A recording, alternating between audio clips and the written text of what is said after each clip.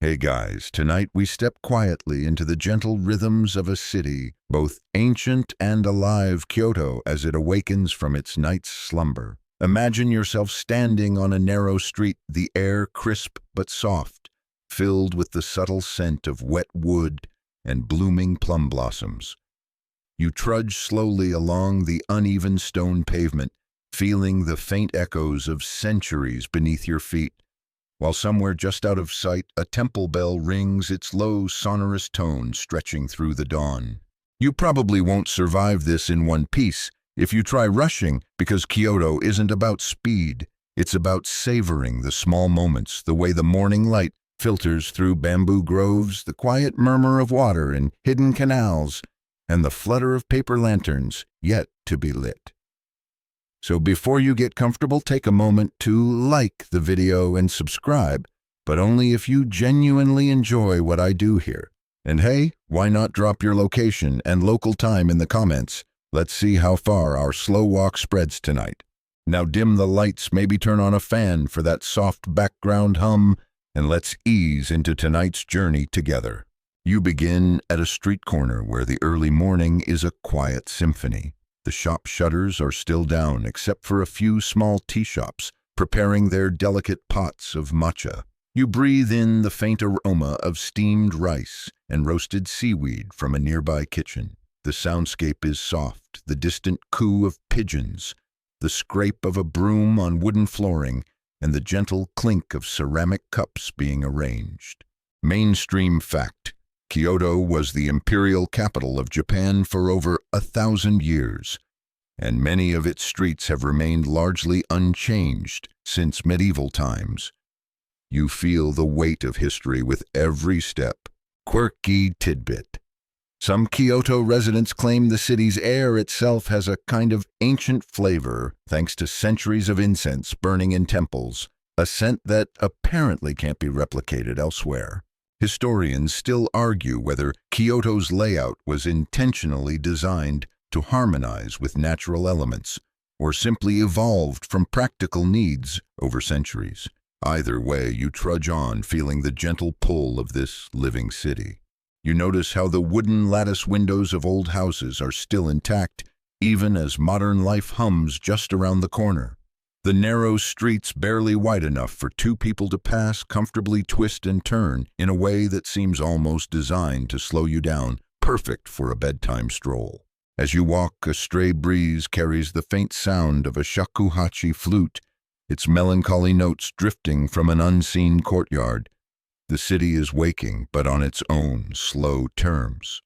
You continue your gentle walk, turning onto a street where ancient temples rise quietly between clusters of wooden houses.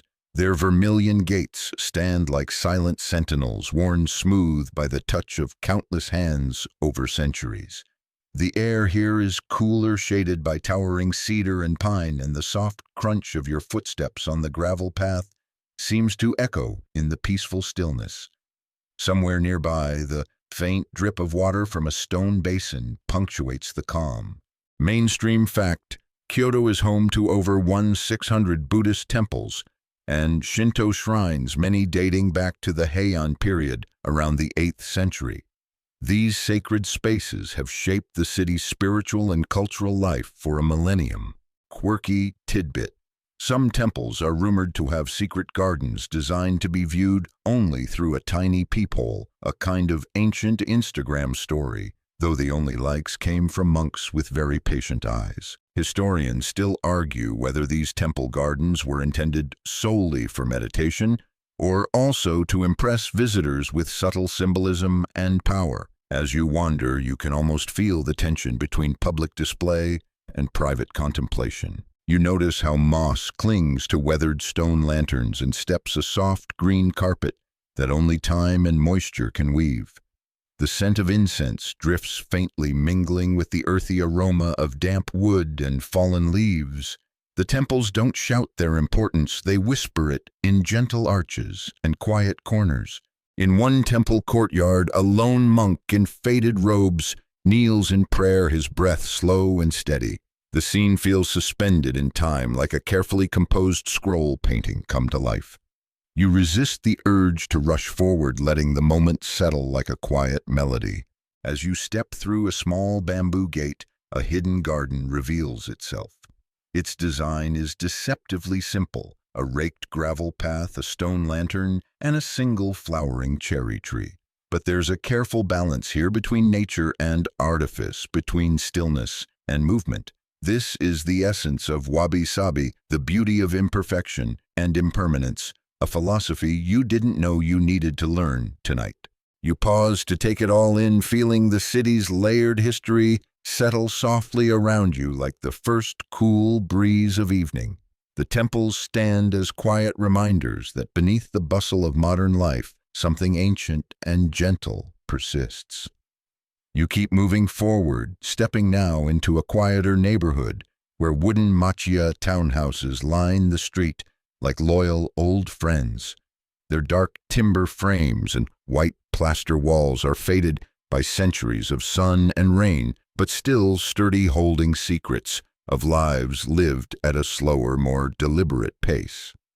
The scent here shifts lighter now, with hints of incense mixed with the faint sweetness of rice vinegar, fermenting somewhere just out of sight.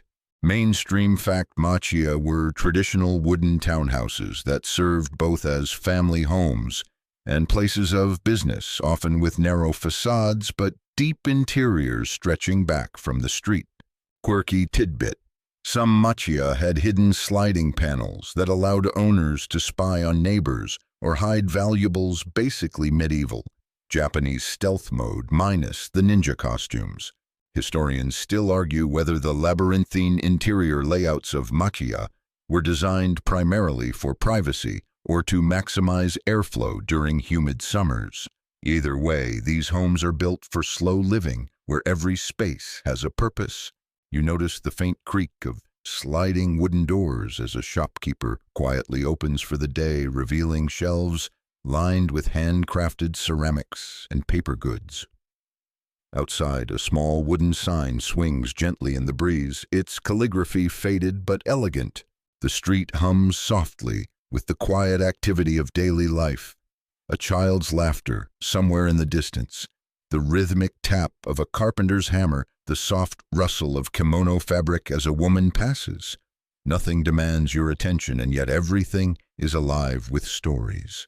You catch a glimpse of a courtyard garden through a lattice screen, tiny, perfectly trimmed bonsai trees, a stone water basin with trickling water and smooth river rocks warmed by the morning sun. It's a secret world tucked away behind the wooden facades, inviting you to imagine the lives that unfold here. The homes aren't just places to live. They are carefully crafted environments where family, work, and nature mingle.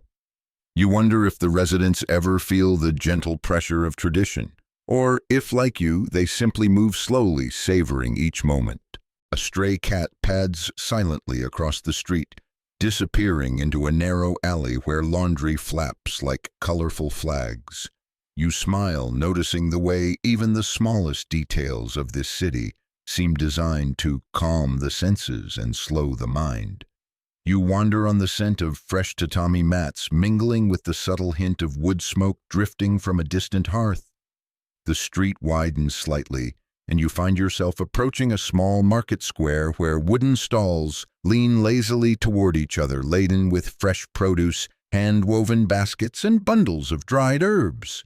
The early morning sun filters softly through paper lanterns hanging above, casting a warm, dappled glow that seems almost designed to lull you into a slower rhythm. Mainstream fact medieval Kyoto markets were vital hubs for local farmers and artisans, offering seasonal goods and fostering a tight-knit community. Quirky tidbit: some vendors were known to entertain customers with playful riddles or impromptu songs, turning shopping into an unexpected theatrical performance. Think of it as the medieval equivalent of today's street buskers, but with more rice cakes. Historians still argue whether these markets were purely commercial spaces or also served as social arenas where news and gossip traveled faster than the goods themselves. Walking here, you can almost hear the hum of whispered stories carried on the breeze. You pause by a stall selling freshly harvested persimmons, their deep orange skins glowing like tiny lanterns. The vendor, an elderly woman with a weathered but kind face, offers you a sample, sweet, firm, and bursting with late autumn sunshine. You accept, feeling the warmth of the fruit contrast with the cool morning air. Around you, the chatter of neighbors mingles with the clink of pottery and the occasional clatter of wooden sandals. A child tugs at their mother's sleeve, pointing excitedly at a basket of bright red chili peppers. The scene feels timeless, an everyday ritual that has likely played out here for hundreds of years. You notice how the market layout encourages slow exploration, narrow pathways winding between stalls' corners, shaded by striped awnings and tiny wooden benches tucked in shadowy nooks where weary shoppers can rest and observe. It's a world designed for lingering, not rushing. Behind one stall, you glimpse a faded sign painted in kanji, advertising a herbal remedy no longer common today. The curious mix of ancient tradition and practical commerce reminds you that Kyoto's streets are layered with forgotten knowledge, waiting quietly to be rediscovered. A breeze stirs the paper lanterns overhead, and you feel the gentle sway echoing the unhurried pace of this old city. Here in this humble market, life unfolds not with urgency, but with a comforting, gentle steadiness. You step away from the lively market square and find yourself walking along a narrow canal lined with mossy stones and delicate wooden bridges arching gracefully over the water. The gentle burble of the stream blends with the distant chirping of cicadas, creating a soothing soundtrack that seems to slow your heartbeat just a little. Overhead branches of weeping willows dip their leaves into the water, casting dappled shadows that dance with the light. Mainstream fact: Kyoto's extensive canal system was integral to city life, used for irrigation, transportation, and even fire prevention. Quirky tidbit: some merchants would attach tiny wooden boats to the canal's edge, floating goods downstream to buyers' early drone deliveries, but powered by gravity and patience. Historians still argue whether the canals were originally designed more for practical utility or as aesthetic features meant to enhance the city's spiritual harmony. Walking here, you can't help but feel that both reasons probably played a part. You pause to watch a small boat glide silently past, carrying bundles of rice straw and bundles of green herbs. The boatman, expertly balancing, tips his hat with a brief smile as he navigates the waterway. You imagine the quiet conversations that might take place on these boats, the unspoken rhythm of lives intertwined with the flow of water. Along the canal's edge, wooden houses lean slightly over the water, their balconies sometimes draped with drying clothes or trailing vines. You catch a faint whiff of fresh ink from a paper merchant shop nearby, mingling with the earthy aroma of damp wood and moss. The streets here are narrow, and you find yourself brushing past pedestrians dressed in cotton kimonos and straw sandals. The scene feels intimate, as if the city itself is gently cradling you in its timeless embrace. Suddenly, a small frog leaps from the water, disappearing beneath a cluster of lily pads with a soft splash. You smile, reminded that life in Kyoto flows at its own gentle pace, quiet, unhurried, and full of small surprises. You wonder if the residents ever tire of this slow rhythm, or if, like you, they find comfort in the steady pulse of the city's waterways and whispered histories. Your feet carry you onward, tracing the faint scent of roasted barley and incense, until you arrive at a quiet, shaded compound, a Buddhist temple tucked behind a bamboo grove. The gate creaks as you push it open, revealing a stone path flanked by raked gravel and mossy lanterns. A monk with a shaved head and ochre robes sweeps the courtyard, his motion so steady it feels choreographed, like even the dust has been given permission to rest. Mainstream fact: Kyoto was once home to thousands of Buddhist temples, ranging from towering complexes to humble hermitages. Quirky tidbit: Some monks brewed beer as part of temple operations, and a few even issued their own currency for use among pilgrims. Yes, beer money blessed by Buddha. Historians still argue whether Kyoto's temples truly functioned as sanctuaries of peace or covert centers of political power. Many were wealthy, strategically located, and influential in local governance. You slip off your shoes and step into the tatami-floored interior. Your toes sigh in relief, welcomed by the cool texture of tightly woven straw. The air inside is dim and scented with old cedar sandalwood and faint traces of candle smoke. A small bell chimes as you pass a prayer hall, the sound so delicate it could be mistaken for a daydream. Seated cross-legged on the floor is another monk slowly grinding ink on a stone to write sutras by hand. His fingers are stained black, but his expression is serene, like someone who has stared time in the face and decided not to be in a rush. A group of pilgrims kneel nearby, murmuring chants in unison. You can't quite understand the words, but the low vibrations settle deep into your ribs, sinking you momentarily with centuries of devotion and repetition. It's like spiritual ASMR, and your eyelids grow heavy with the rhythm. As you wander further, you spot a rock garden meticulously laid out in front of a meditation hall. It's simple white gravel, a few artfully placed stones, and absolutely nothing else. Yet it holds your gaze as if it's trying to whisper something ancient and profound, something about emptiness being its own kind of fullness. A stray cat tiptoes across the gravel, somehow not disturbing a single pattern.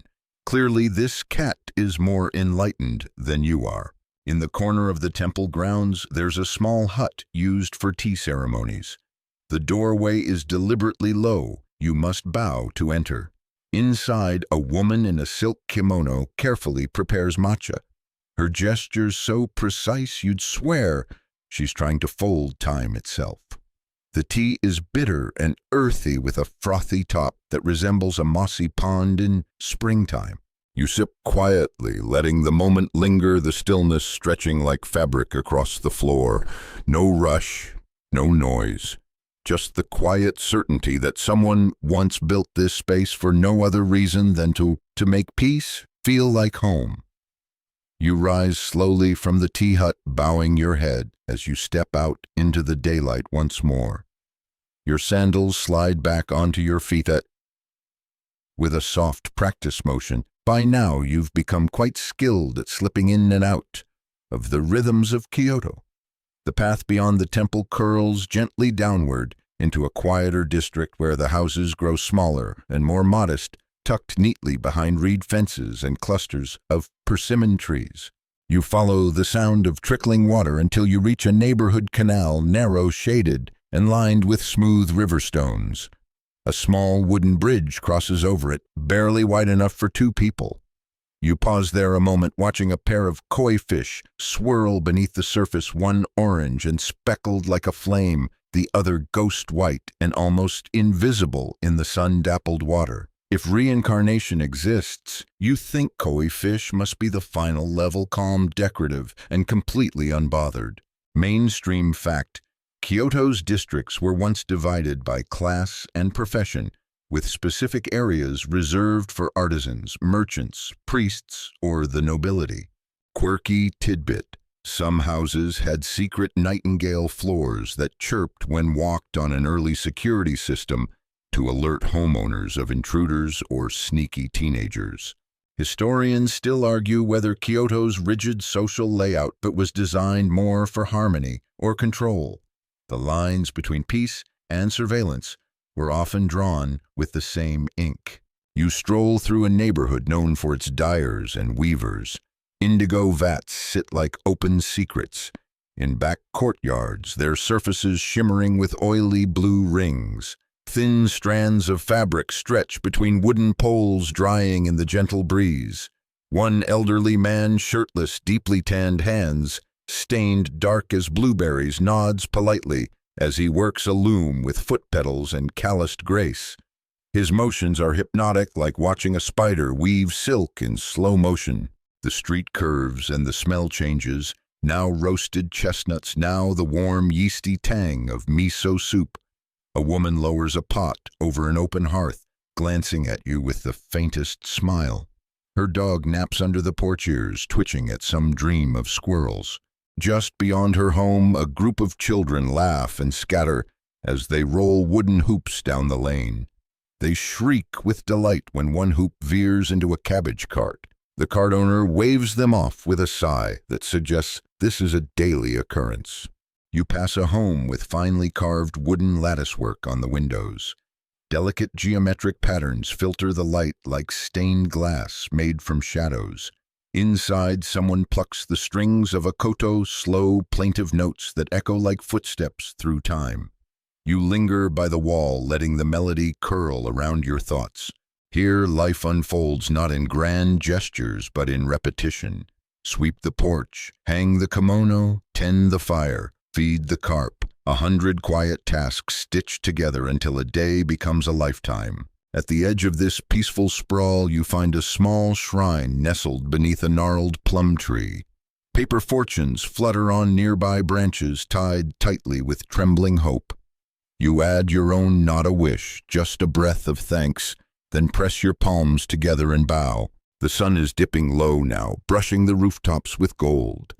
A soft breeze stirs the wind chimes overhead, and the world momentarily feels like it's holding its breath. The golden hour fades into something cooler, more fragile. As you walk farther from the artisan district, the streets begin to slope upward again, nudging you toward the foothills of Higashiyama. The air grows stiller here, heavier with pine and cedar touched by the smoke of distant hearths. Somewhere off to the right you hear a bell toll, low, slow, not urgent. You don't count the chimes. You just let them wash over you, each one a soft exhale from the lungs of old Kyoto. Up ahead, a long earthen wall marks the outer edge of a villa, maybe noble, maybe monastic. You can't tell, and it doesn't matter. A mossy tile roof droops slightly under its own age, while camellia blossoms spill over the top like gossip from another season. A cat sunbathes on the wall's ridge eyes, slitted in perfect disinterest, tail flicking just enough to remind you who's really in charge around here. You pause again, slowing is second nature by now as you notice a wooden gate cracked just enough to catch a glimpse of the garden within. Not a grand estate garden, but a tsubo niwa, the tiny courtyard kind. Just a raked patch of gravel, a single stone lantern, and a maple tree barely taller than you. But the arrangement is deliberate, as if the trees, rocks, and pebbles once met for a quiet committee meeting and unanimously voted for serenity. Mainstream historical fact. The art of Japanese gardening was refined in Kyoto, particularly during the Heian and Muromachi periods, when Zen principles shaped minimalist designs that mirrored natural landscapes in miniature. Quirky tidbit. Some aristocrats employed garden listeners, people who judged gardens by the sounds they made when wind passed through trees or water struck stone.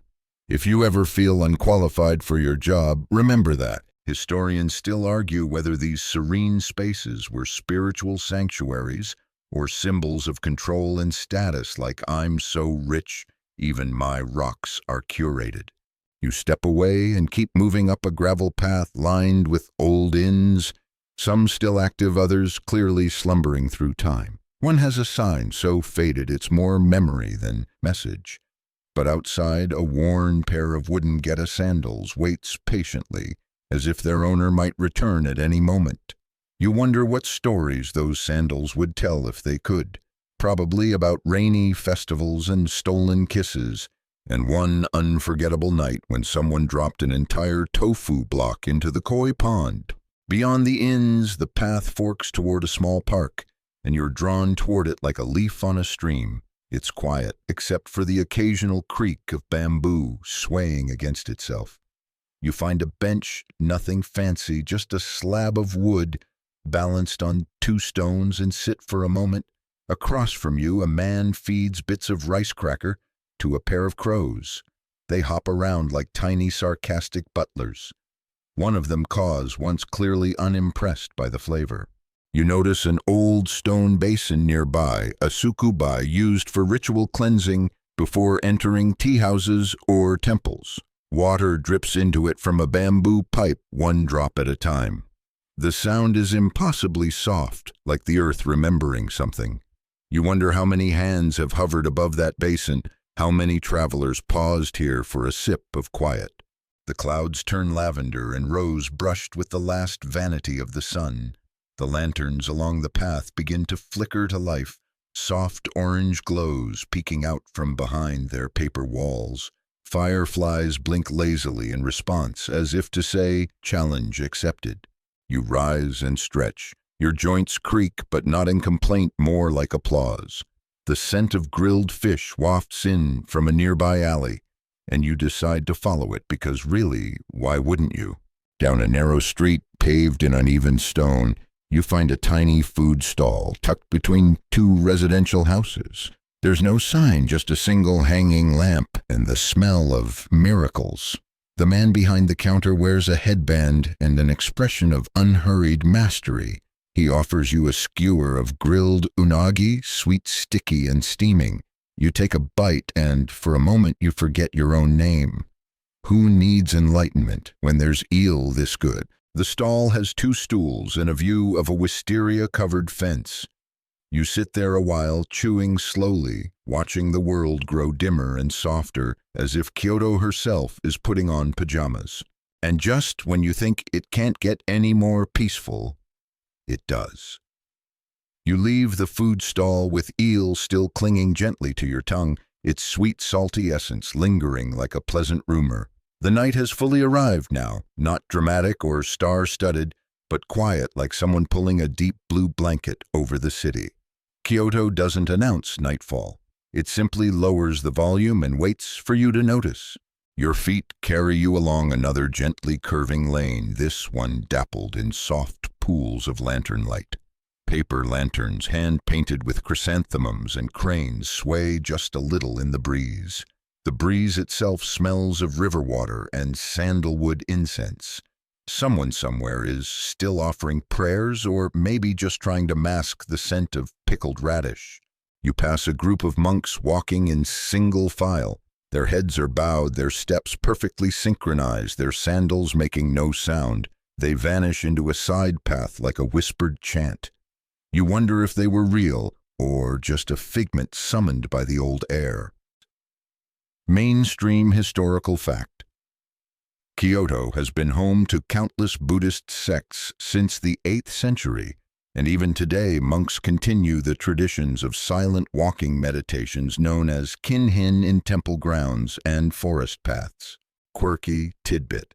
Some temples trained night monks who would patrol the halls to ensure everyone was asleep or at least pretending. So yes, medieval sleep monitors were a thing. Good luck sneaking a midnight snack past those guys.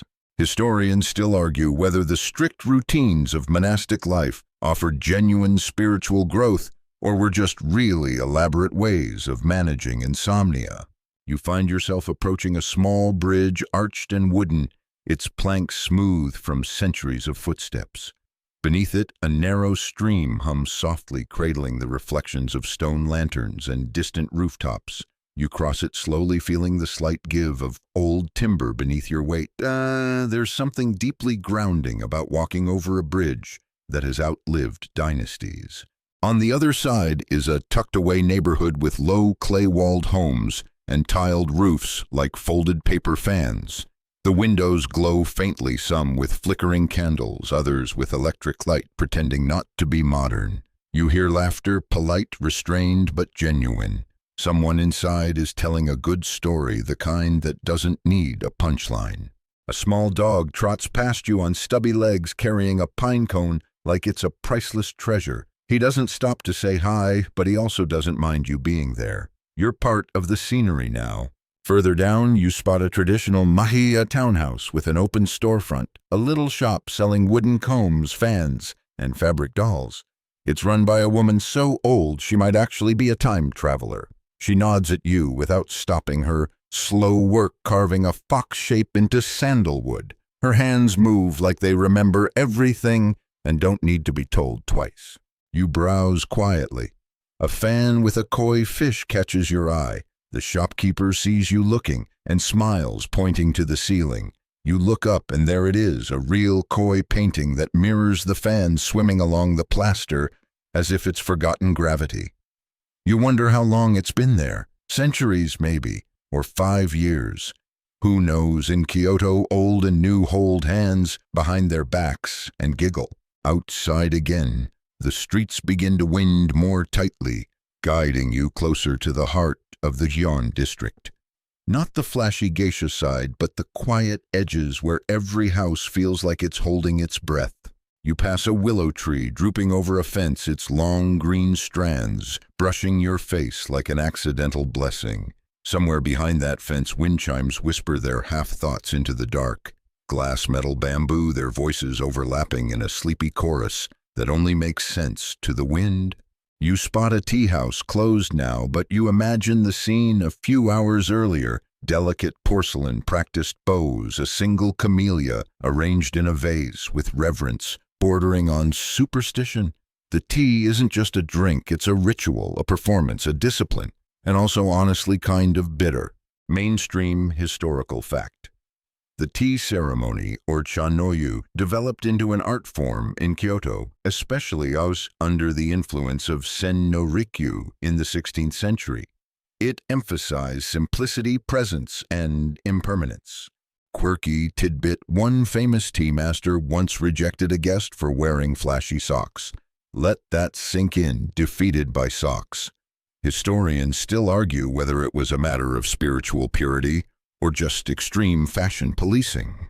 You turn down a quieter alley now, where the paving stones are so smooth they shine under the lanterns. A sudden scent stops you in your tracks. Kinmokuse. Osmanthus. That fleeting autumn perfume, soft as apricot, lingering just long enough to remind you that time is always moving, even when everything else seems still.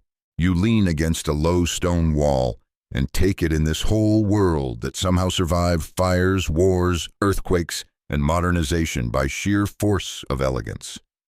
Kyoto doesn't cling to the past. It just never quite lets go. You're not lost, but you're not exactly found either, and that's kind of the point.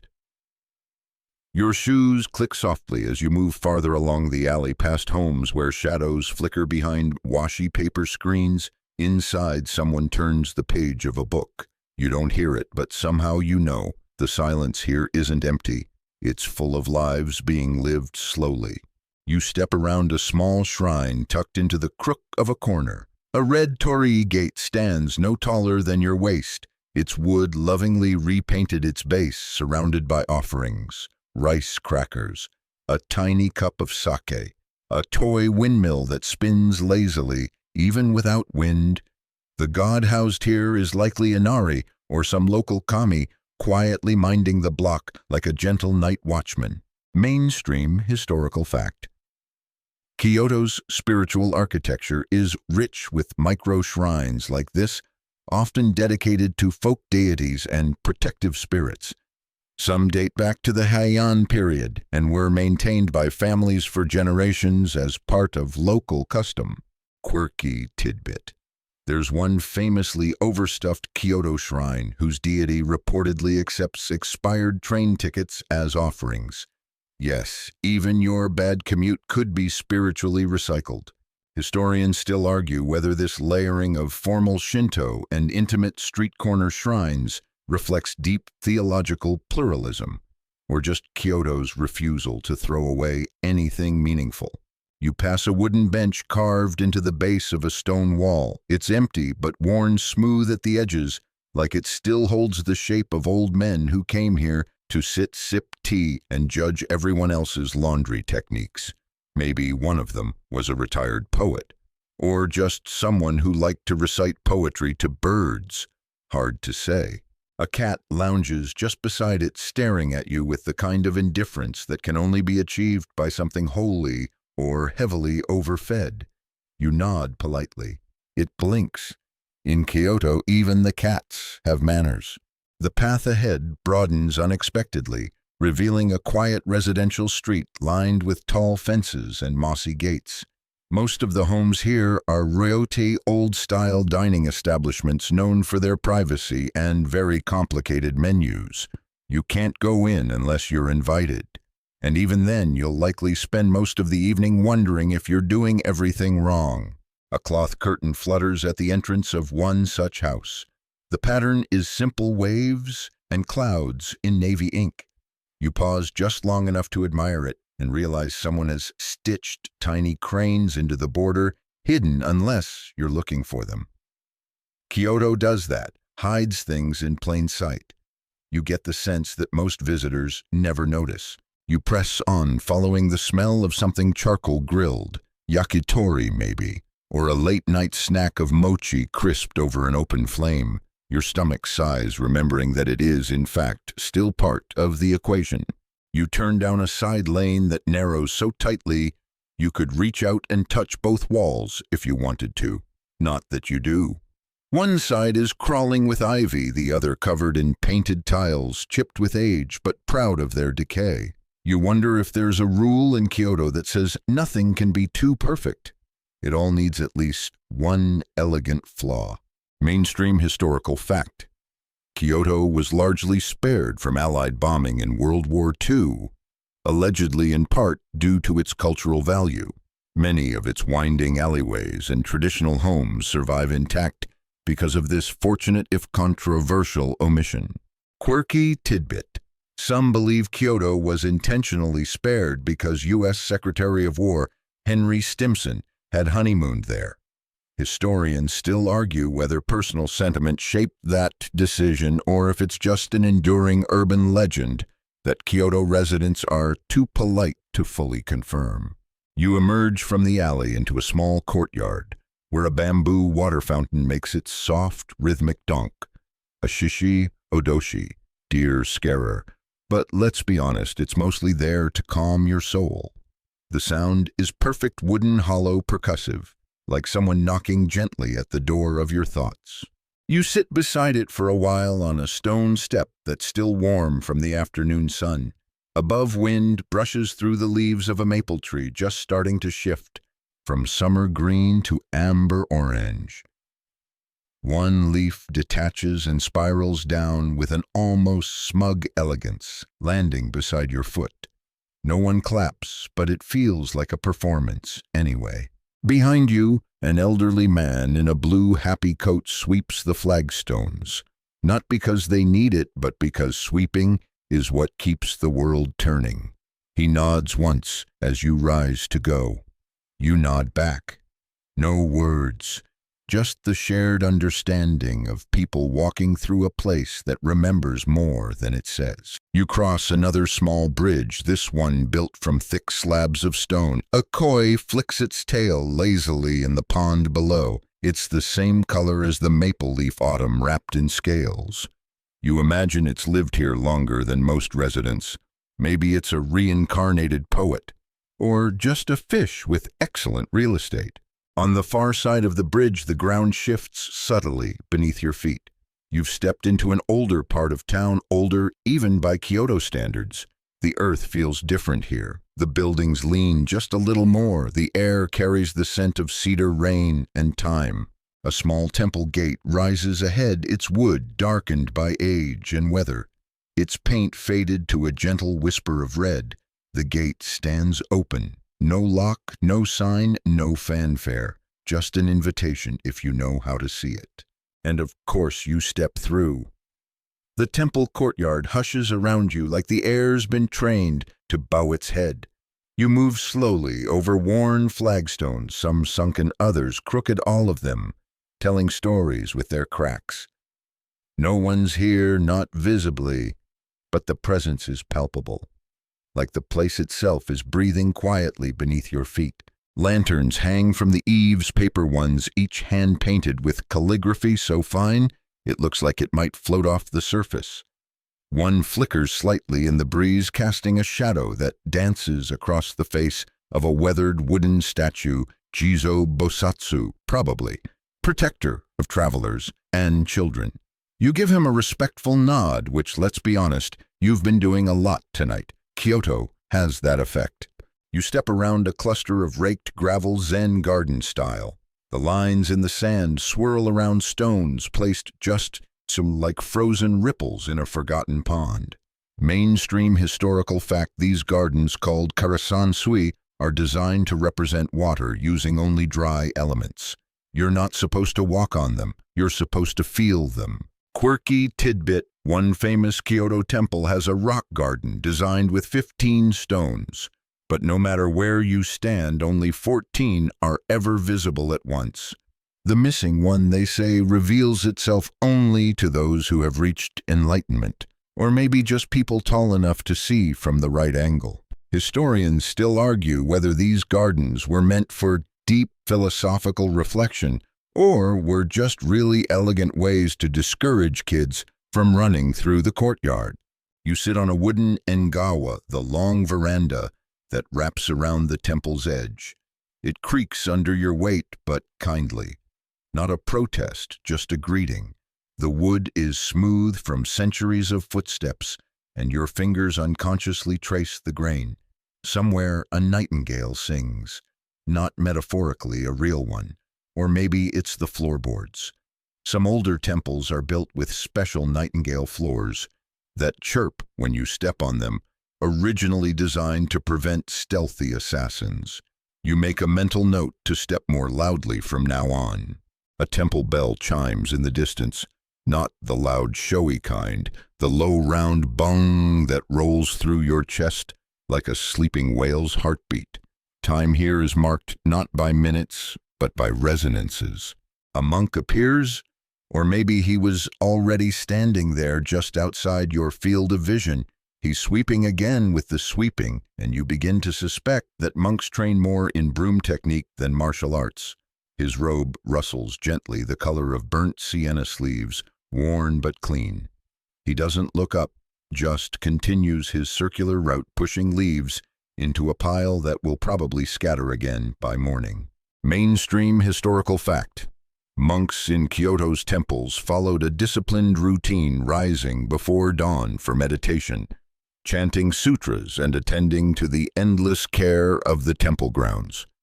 Physical labor was not a punishment, it was the practice. Quirky tidbit: some monks believed that if you swept with enough mindfulness, you could reach enlightenment by the time you finished the courtyard. Others just liked how the broom felt in their hands. There's a kind of poetry in both. Historians still argue whether such strict daily rituals led to spiritual awakening or merely replicated the same power structures monks were trying to escape from in the outside world. You rise and walk past a side building, the tea room. The entrance is tiny on purpose. You have to bow to enter. Symbolic humility, yes, but also a practical reminder: no matter who you are outside Lord Warrior Accountant, you leave your ego at the door. Inside, the tea is served in silence with gestures that feel choreographed by centuries of careful repetition. There's no ceremony happening now, of course, just the room waiting. Tatami mats woven so finely they look like cloth. A scroll hanging in the alcove reads one word: mu, nothingness. Somehow that makes the space feel full. You hear a kettle somewhere, its lid clinking gently as steam escapes. And for a moment, you wonder if this is a dream. You wouldn't be the first. You exit the temple grounds the same way you came in, quietly. The gate still open, still unguarded, still waiting for whoever needs it next. Outside, the world picks back up again, but only slightly. A rustle in the trees, the soft bark of a dog in the distance, the swish of someone's kimono vanishing around a corner. You find yourself near a stretch of canal now lit by old lanterns and the soft reflection of moonlight on water. A narrow wooden bridge arches overhead. You step onto it slowly, pausing at the peak to look down at the water below. Koi again, or the same koi, who's to say? You lean on the railing and exhale, not because you're tired, but because the city keeps reminding you to breathe, to be here. Not on your phone, not in your inbox, not in your tomorrow. Just now, just this bridge, this breath. A fox statue stands at the foot of the bridge, grinning ever so slightly. You've seen these before, guardians of the rice god, Inari messengers of mystery. You wonder how many wishes it's overheard, how many secrets it's been entrusted with over the centuries. You reach into your pocket and place something small at its feet. A coin, a pebble, a candy wrapper, it doesn't matter. The offering isn't for the fox, it's for you. A reminder that you were here and that being here meant something, even if you don't know what. Behind you, the temple bell chimes again. Your sandals make a soft pat-pat. As you descend from the bridge, the rhythm sinking with the sleepy hush of the canal beside you. The water glides past silky and black under the lantern light, disturbed only by the occasional ripple, maybe a fish, maybe a breeze, maybe an old ghost testing its toes. Kyoto doesn't mind a little mystery. In fact, it thrives on it. You turn into a narrow lane lined with wooden houses, not the ornate mansions of samurai or nobles. These are the lived-in kind. Slatted wood paper screens, tiny gardens just big enough for a pot of moss and a prayer. Laundry hangs in one corner stiff from the cool night air, fluttering like paper spirits with secrets to share. Your eyes are drawn to a glowing window on the second floor. Inside, someone kneels at a low table writing slowly by lamplight.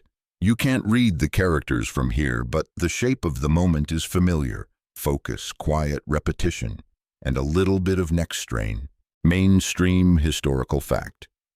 In Edo period Kyoto, long after its political power waned, the city flourished as a cultural capital home to poets, scholars, artists, and an entire ecosystem of craftspeople who made ink sticks, calligraphy brushes, and handmade washi paper that could outlive your apartment lease by about 300 years.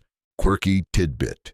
Some brush makers claim that mixing the hairs of different animals, goat for softness, horse for strength, cat for sneakiness, yes, really created the perfect writing instrument. Whether this made your haiku better is still debatable.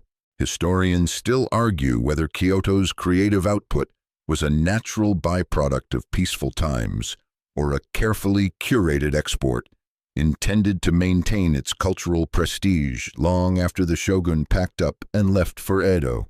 You continue down the lane and find yourself beside a workshop, its shutters propped open just enough to see the craftsman within. He's carving something small, delicate.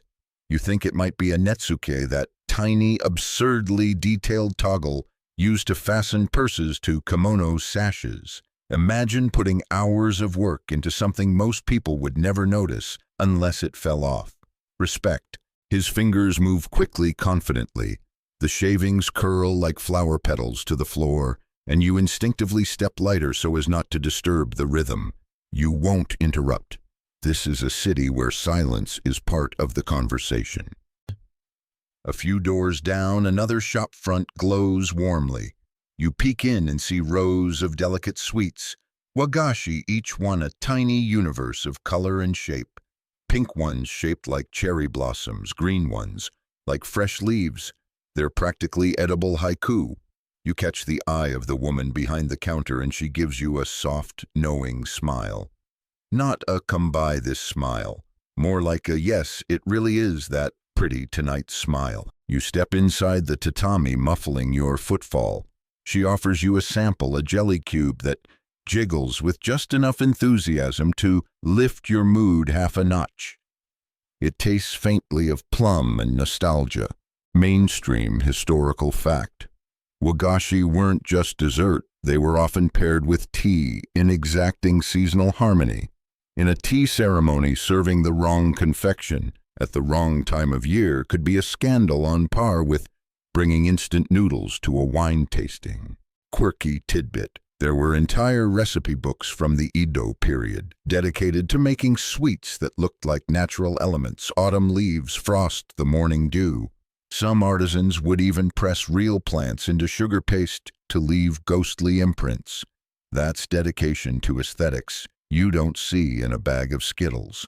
Historians still argue whether these intricate seasonal sweets evolved from imperial court traditions or were born from Kyoto's merchant class trying to outdo each other in sugary elegance. You thank the shopkeeper with a bow and step back into the lane, licking a bit of syrup off your thumb. A cat watches you from a rooftop, tail twitching. You nod. The cat does not nod back, but you feel acknowledged. The houses begin to space out now. More little garden plots, more shadows between lanterns. Somewhere someone plays a bamboo flute shakuhachi, just barely in tune. It's not a performance, just a breath with notes attached. You pause to listen, not because you recognize the melody, but because it feels like the world is leaning in to whisper something old and patient. You walk past a small shrine tucked between two walls, the kind that almost disappears during the day. But tonight it glows tiny candles flickering beside miniature Torii Gates fox figurines and what looks like a bottle of sake someone left as an offering. You're not sure if it's polite to stare, so you bow instead. The shrine bows back. Not literally, of course. Probably.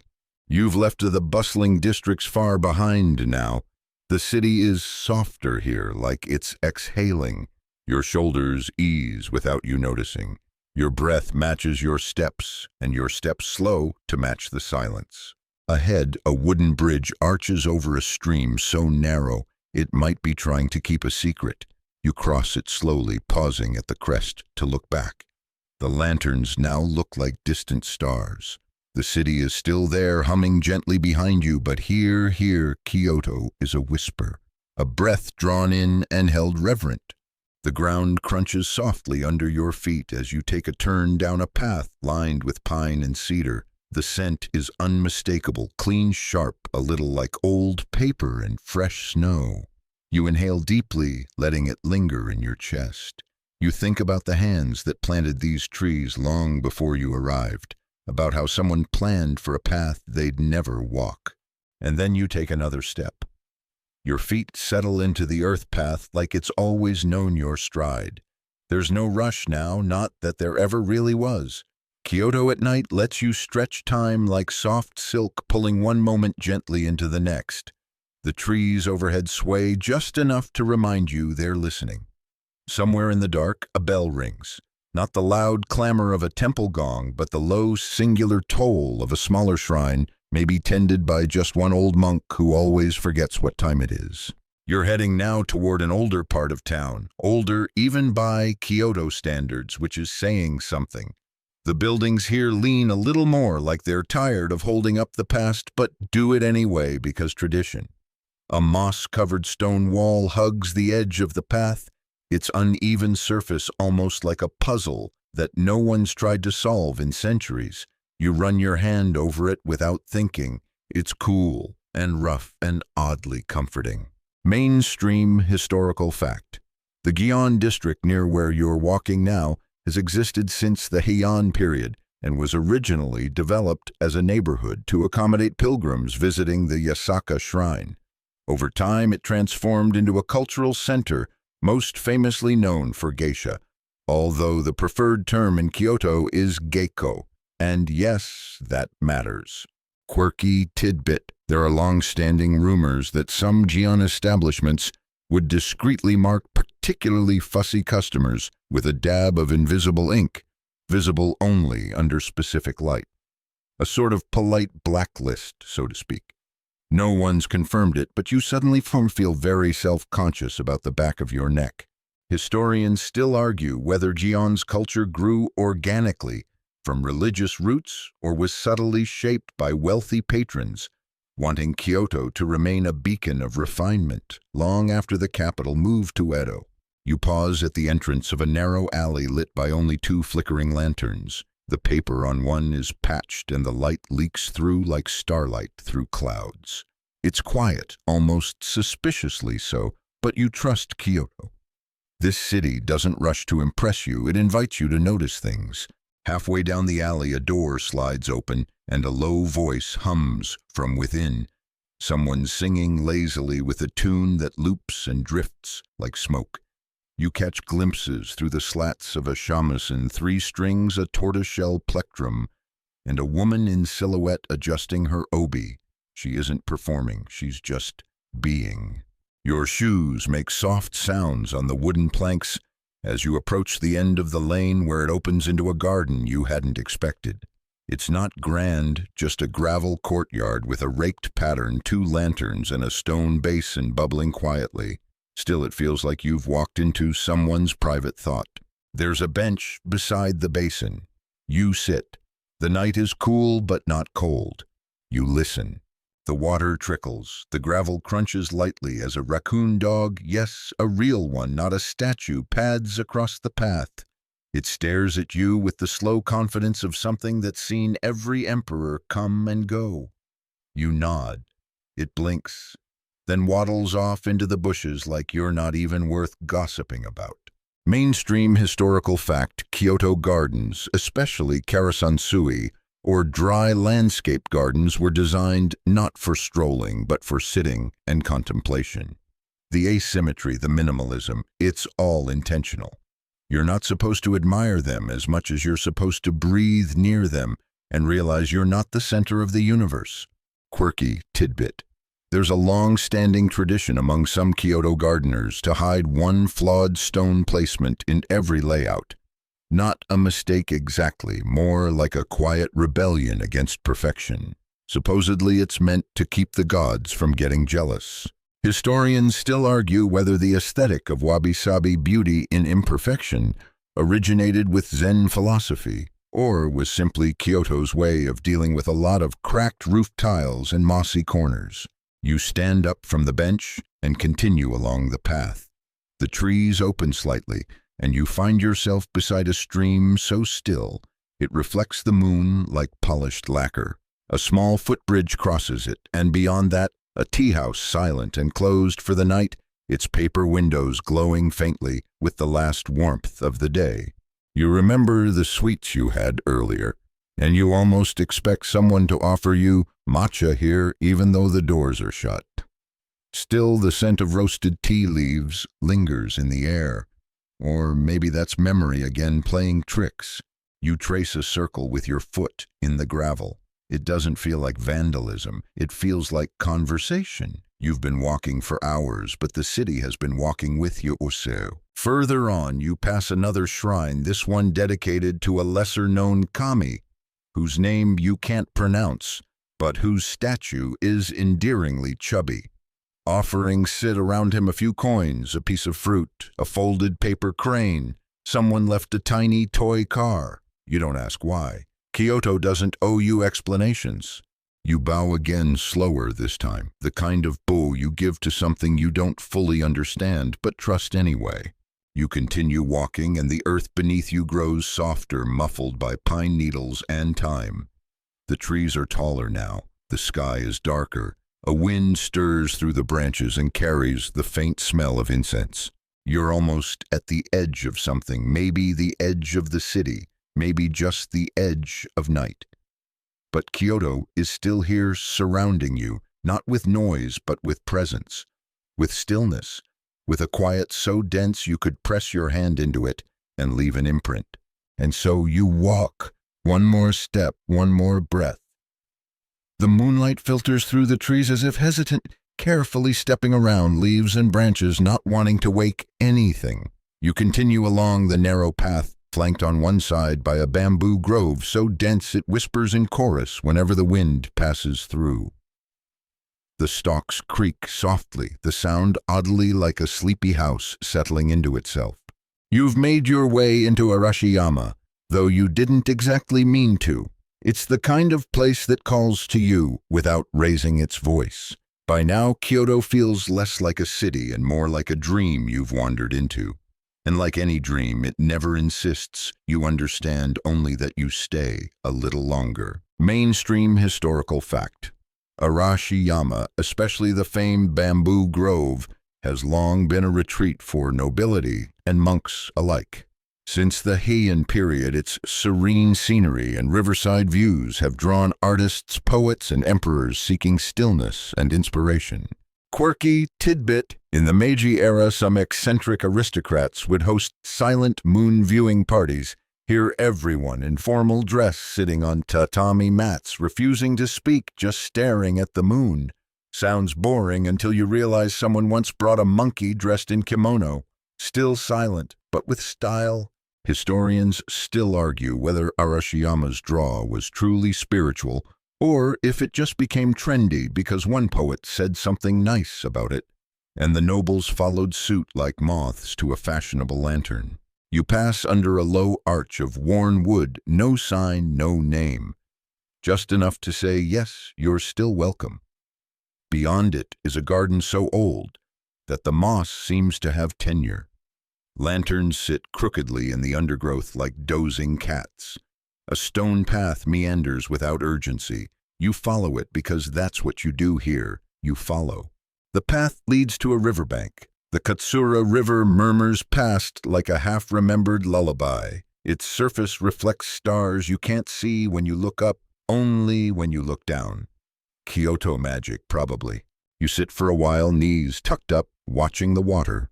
It's not dramatic. No fireworks, no dragons surfacing from the deep, just the quiet movement of water over stone, shaped by centuries of patience.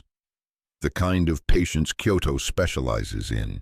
From the far shore, you hear a flute. Just a few notes, low, hesitant, like someone practicing. Maybe a temple apprentice sneaking in a little midnight rehearsal. Maybe a ghost.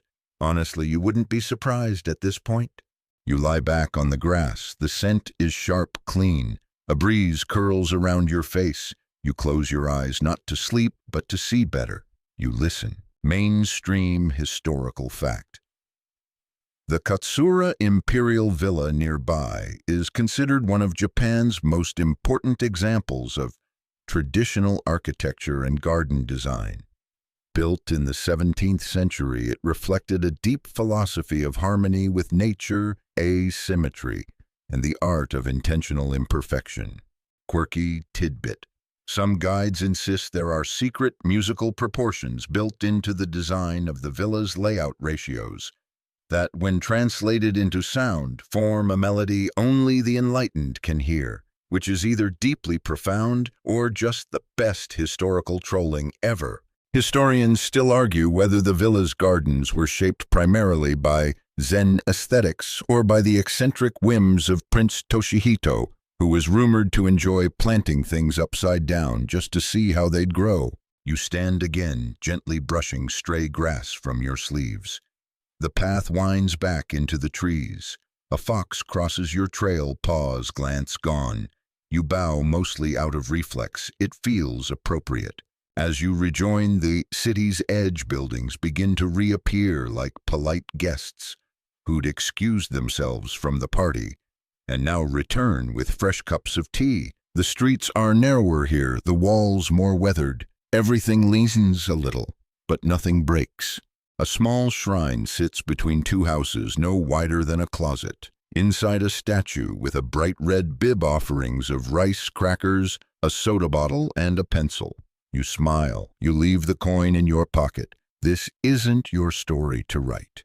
The lanterns glow amber now, soft and low. A cat watches you from a rooftop, tail flicking in time with your footsteps. Somewhere in the distance, a paper door slides shut. A kettle whistles. The city begins tucking itself in. Mainstream historical fact. In old Kyoto neighborhoods like Pontocho, families often lived in narrow makiya houses. Long wooden dwellings with shop fronts in the front and living quarters in the back, designed to skirt property taxes, which were calculated by street-facing width. Cheeky, quirky tidbit.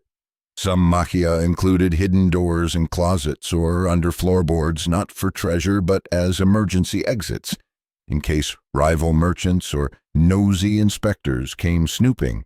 Kyoto real estate even sneakier than Tokyo. Historians still argue whether Kyoto's architectural quirks were shaped by practicality or passive-aggressive responses to feudal bureaucracy. Probably both. Your feet feel heavy now, not tired, just full of stone paths and temple stairs, fox spirits and moonlight. You're not sure how far you've walked. You're not even sure where you are anymore. But Kyoto knows. Kyoto always knows. A final alley curves toward a quiet inn paper lantern, swaying slightly above the door. You hear laughter inside, muffled and kind. Someone pours tea. You don't go in. You just keep walking because this night isn't quite done with you yet. Your path rises slightly, then evens out. Ahead is one last gate, old and wide, flanked by trees with trunks so thick you could hide entire histories in them.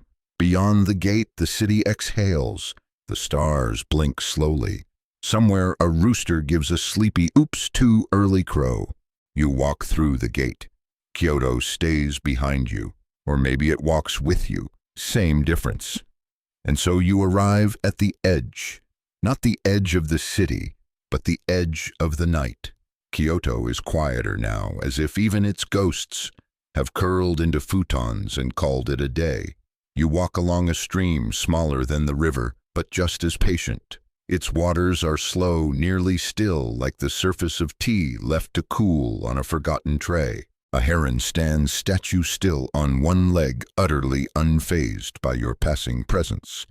You nod to it, because at this point, why not? You've nodded to statues, bowed to foxes, shared moonlight with ghosts. A bird in the dark hardly registers as strange.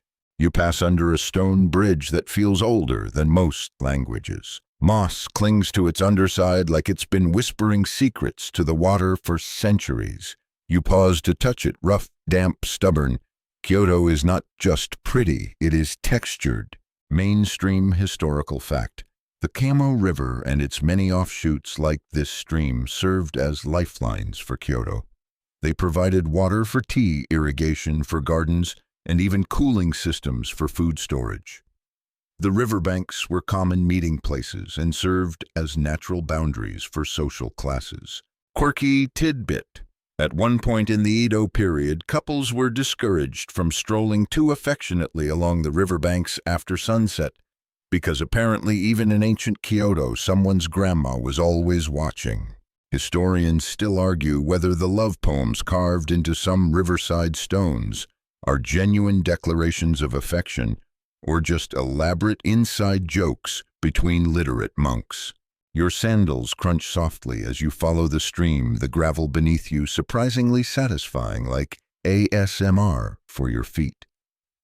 A soft rustle comes from a nearby bush, but it's probably just the wind, or a tanuki, or a very determined tea merchant looking for lost coins, all equally likely.